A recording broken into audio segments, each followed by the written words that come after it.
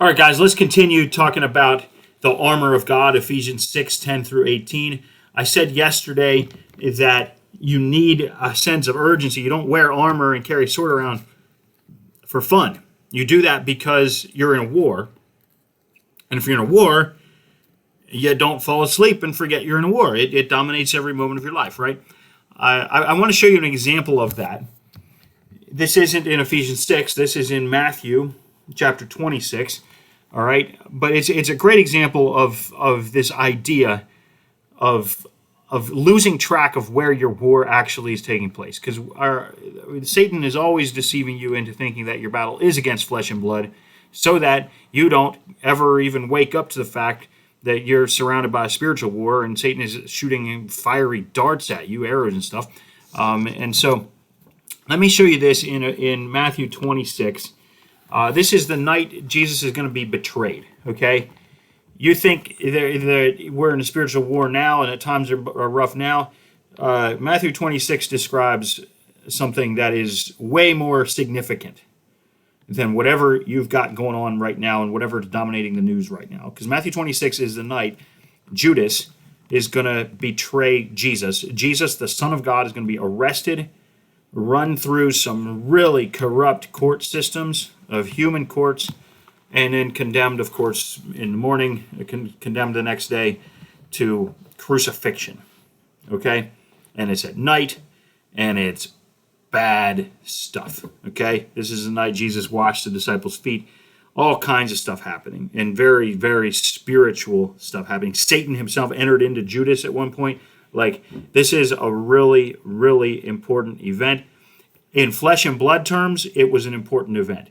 In flesh and blood terms, there were police coming out late at night, soldiers and corrupt false religion leaders coming out after the Son of God. In human terms, in flesh and blood terms, here's an innocent man being crucified on a cross.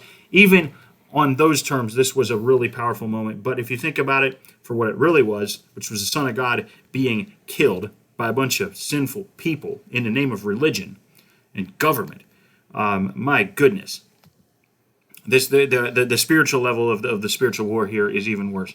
And so look at what happens in Matthew 26. This is how Jesus is going to handle it. Okay, when Paul says to put on the armor of God, let's see what happened here in Matthew 26, how Jesus did it. Okay, Jesus went up with them to a place called Gethsemane, and he said to his disciples, "Sit here, and I will go over there and pray."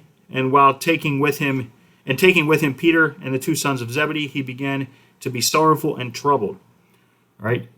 Jesus, God, is sorrowful and troubled. I think just let that sink in for a minute. He said to them, "My soul is very sorrowful, even to death. Remain here and watch with me." Okay, and going a little farther, he fell on his face and prayed, saying, "My Father, if it be possible, let this cup pass from me. Nevertheless, not as I will, but as you will."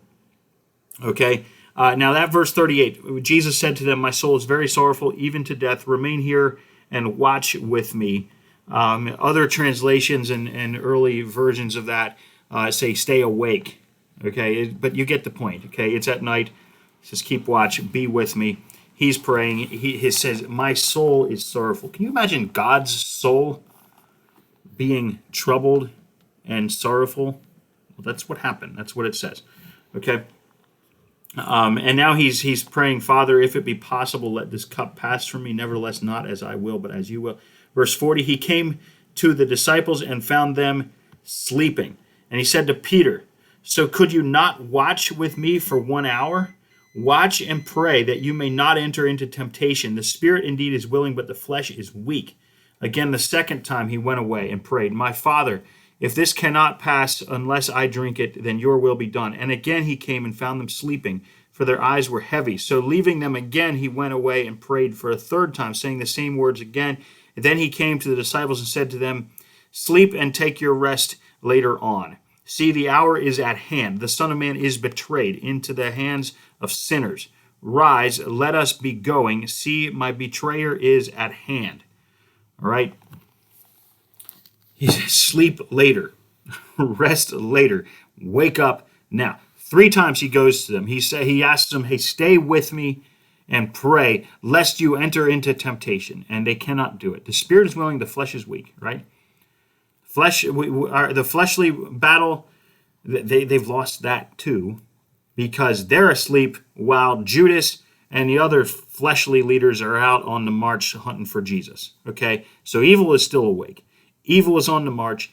Evil is out walking around, carrying torches. I mean, it's evil stuff. Okay, they're going to have corrupt court hearings in the middle of the night full of liars. They're all awake. All right, it's the disciples that can't stay awake. They don't understand what's going on. They are surrounded by evil. They even kind of know it. They know there's some really bad stuff afoot, but they don't sense the urgency. They don't know it's tonight. They don't quite understand. They don't get it, and they're tired, and they fall asleep. God himself is crying, sweating blood, very sorrowful and troubled, asking them 3 different times, waking them up, could you guys just wake up and keep watch with me, stay awake with me, pray so you don't enter into temptation. And they can't do it. All right. I think they would have been able to do it if they had a sense of urgency. Remember, these are the guys that would stay up all night fishing.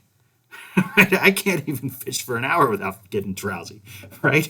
These guys can stay up all night fishing when necessary because their livelihood depends upon it, right?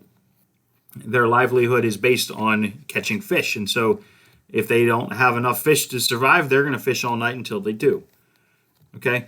These are guys that Jesus fell asleep, remember, in the bottom of the boat one night, and there was a crazy storm, and they were wide awake because they saw with their flesh and blood eyes, they saw a major storm, and we're going to die, and there's a storm going on. Jesus was sound asleep on that one because he was like, whenever I need to, I'll just turn the storm off and no problem. Jesus is not the least bit worried in that situation.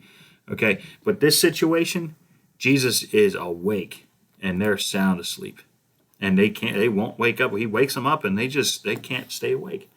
But finally he says, look guys, sleep later. This is the hour. This is it. Okay, and then when they do wake up and here comes the betrayer, here comes Judas, they don't know what to do. They are flat-footed. Peter whips out the sword and can't even handle it right. He gets the guy's ear instead of his neck. I don't think he was aiming at the ear. I don't know if he was sleepy or tired or just kind of out of control and poorly trained or with his sword. I have no idea what's going on there. But he wasn't ready. And Jesus is like, man, you missed the point altogether, Peter. Heal the guy's ear. Let's get on with this. All right? Jesus has to die on a cross. He knows that. He doesn't want to. He says, not my will, but yours be done. My will is that I would like this to go away and not have to do it. But he needs the spiritual strength to persevere, to stand firm, to go all the way to the cross without sinning, without serving himself. And he knows that's going to be very hard because they're going to falsely accuse him of stuff. Don't you hate being falsely accused? Can you imagine being God and being falsely accused? That would not be easy to just stand there and take it. And Jesus did, of course. To be spit upon and lashed out by religious leaders who are supposed to be following your religion, like he's the guy who invented their religion because he's God. And they can't, can you imagine? He is praying for spiritual strength to endure a spiritual fight over his physical life and death. And he's ready. How is he going to get ready? He's going to pray all night is how he's going to do it.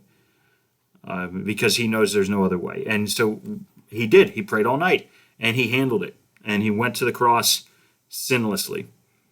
The disciples were not prepared. They were asleep.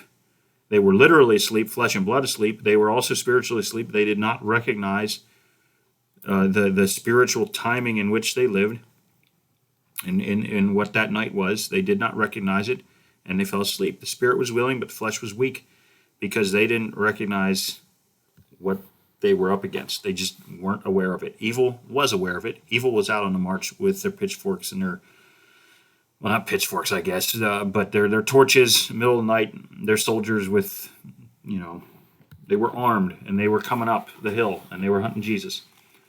He was up on top of the Mount of Olives, the Kidron Valley is down below, and then on the other side of the Kidron Valley is the Temple Mount. So some of these guys were religious leaders from the temple. They would have filed down that hill back up the other side. I don't know if Jesus could visibly see them with their torches through the night. I kind of suspect he could, because he knew when they were going to arrive. He could see them winding their way down that hill and maybe up towards him. He saw it coming. He was awake. All right, he was preparing himself for it. The disciples, unprepared, did not know what to do. Lashing out with a sword, denying they ever knew him, following along from a distance, trying to listen through the door or something with the servants outside, pretending they never met him, they don't know who he is.